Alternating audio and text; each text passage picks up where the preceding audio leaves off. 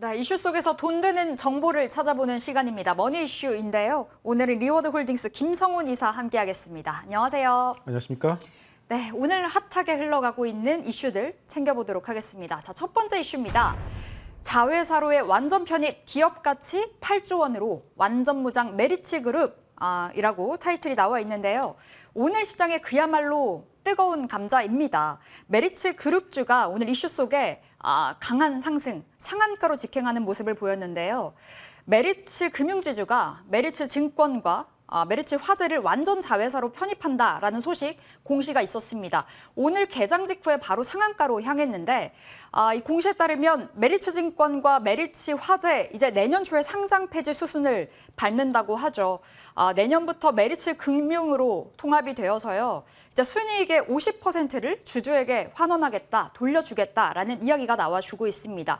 엇갈리는 반응들이 나와주고 있는데 오늘 리포트 하나 발췌해 왔습니다. 신한투자증권에서 올라온 리포트인데요. 긍정적이었습니다. 목표가는 38,000원으로 상향 조정, 역시나 매수 리포트였고요. 그런데 좀 주목을 해보셔야 될 부분, 앞으로 기업 가치 8조 원을 제시를 했지만 중장기적으로 봤을 때는 점진적인 주가 희석 불가피하다라는 전망을 내놓았습니다.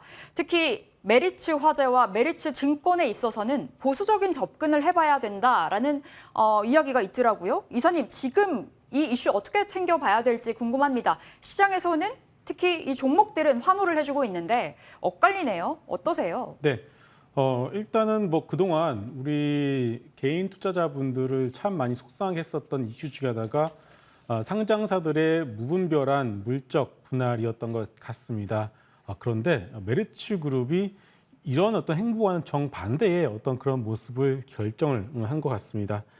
세 개의 상장사를 한 개의 회사로 합치는 어떤 그런 결정을 했고요. 보시는 것처럼 세 개의 회사가 오늘 모두 나란히 상한가를 들어가는 모습을 보여주고 있습니다. 대주주의 지분율이 약 80%대에서 40%대로 오히려 줄어들었습니다. 그러면서 어제 컨퍼런스 콜에서 이렇게 얘기를 했습니다. 대주주가 가진 지분 한 주와 소액주주가 가진 한 주가 동일하게 하겠다라고 발표를 했습니다. 결국 이러한 모든 것들이 시장에서 상당히 긍정적으로 평가를 받고 있는 것 같습니다. 일단은 지금 시장의 상한가 이유를 두 가지로 해석을 해볼 수가 있을 것 같습니다. 첫 번째로는 당연하죠. 공매도에 의한 숏 커버링입니다.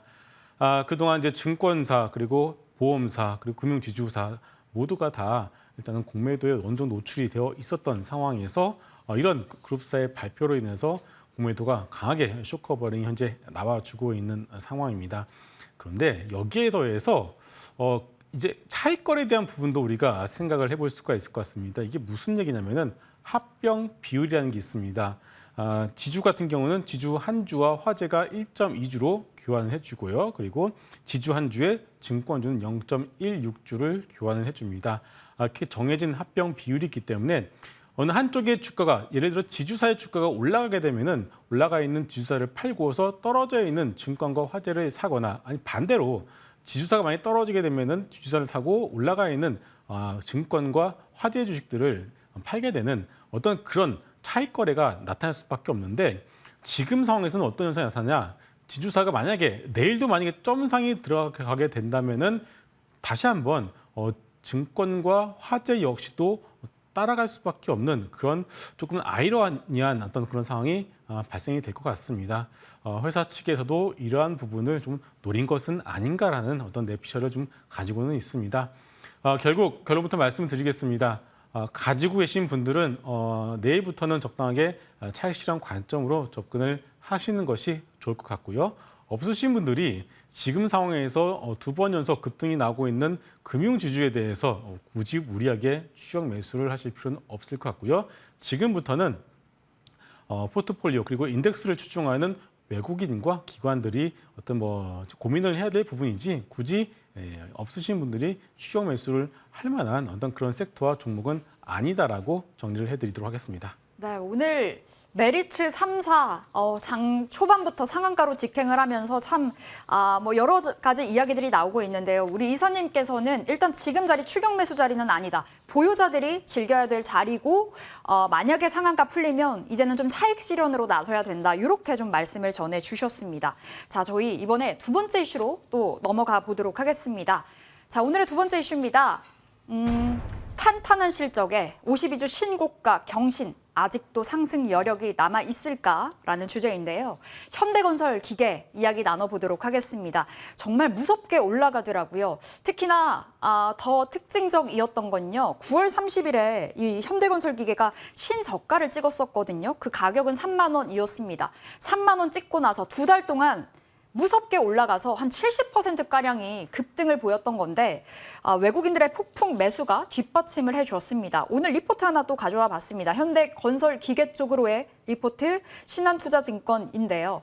목표가는 이 신고점이 나온 이 와중에도 올렸습니다. 6만 3천 원으로 신규 제시를 한 상황이고요. 현재 주가는 한 4만 8천 원 선에서 등락을 거듭하고 있습니다.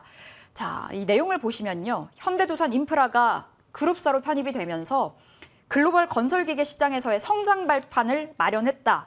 그리고 코로나 팬데믹으로 원가 상승이 발목을 잡았지만 이제는 아니다. 원가 하락하면서 마진이 개선될 거다라는 긍정적인 목소리를 좀 강하게 내비쳤는데요. 이사님, 사실 긍정적이긴 합니다만 이 너무 선반영이 된 거 아닌가. 이제 보유자들의 영역이 아닌가 싶은데요. 우리 이사님께서는 현대건설기계 지금 따라잡을 수 있다 사인 주실 건가요? 현대건설기계를 포함한 전반적인 굴삭기 관련주들의 경우에는 여전히 긍정적으로 생각을 하고 있습니다. 지금 최근에 미국 시장 상당히 조금 부침이 나고 있는 상황인데요. 그 와중에서도 상당히 좋은 추세, 신고가를 경신하고 있는 종목이 있죠. 바로 캐터필러입니다. 캐터필러의 컨퍼런스 콜에서 이렇게 또 얘기를 했습니다. 3분기의 호실적에 이어서 4분기도 질적 성장이 전망이 된다라고 이렇게 얘기를 했고요. 4분기뿐만이 아니라 내년에도 꾸준한 성장이 예상이 된다라고 발표를 했습니다.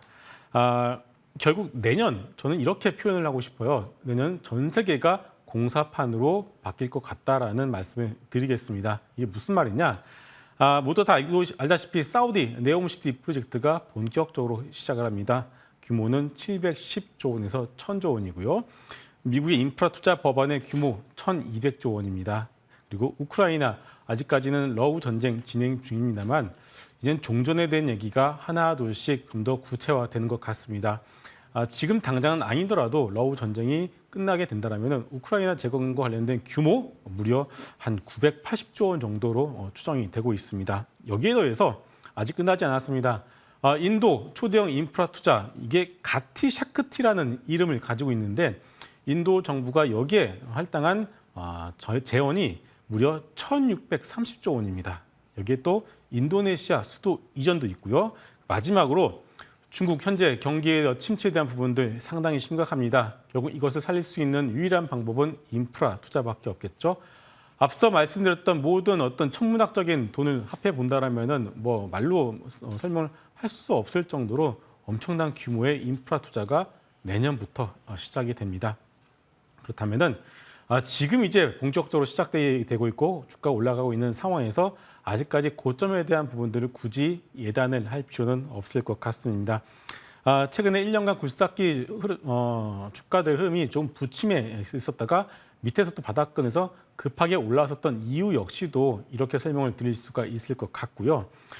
그리고 또 하나 이제 인도 같은 경우에도 워낙에 인프라 투자의 어떤 규모가 상당히 크고 있고요. 그리고 각 굴삭기 업체 그리고 그 굴삭기 업체 부품을 납품을 하고 있는 여러 업체들도 인도를 비롯해서 인도네시아 각각 그 나라의 법인, 신규 법인을 세워놓고 이미 진출해 놓고 있는 상황입니다.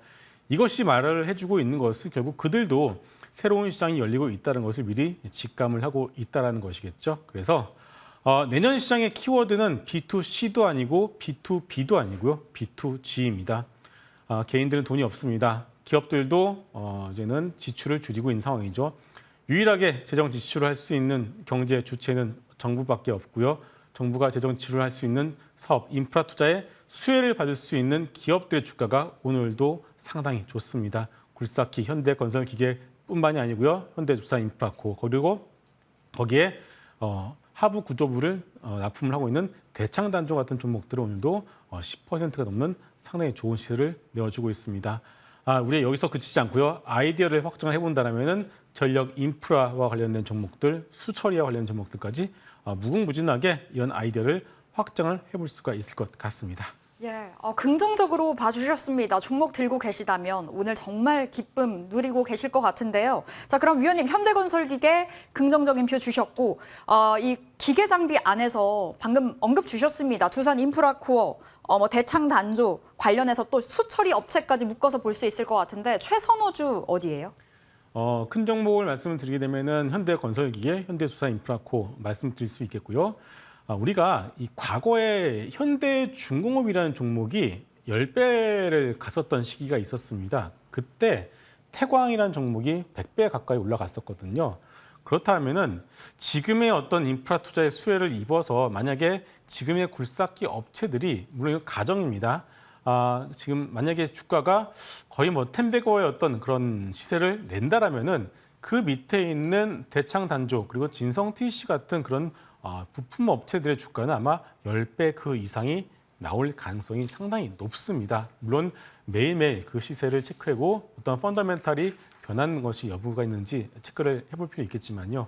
어쨌든 간에 그래서 일단은 큰 종목에는 현대두산인프라코, 현대건설기계를 잡아놓으시고 작은 종목에서는 대창단조 이렇게 같이 바스켓으로 묶어서 가져가시 보시면은 좀 좋은 결과가 있지 않을까 싶습니다. 네, 내년까지는 건설기계 좀 깊게 바라보셔도 좋을 것 같습니다. 관심 포트의 종목들 좀 담아놓도록 해볼게요. 자, 이렇게 돈이 보이는 이슈, 머니 이슈 오늘 지금까지 리워드홀딩스 김성훈 이사와 함께했습니다. 말씀 고맙습니다.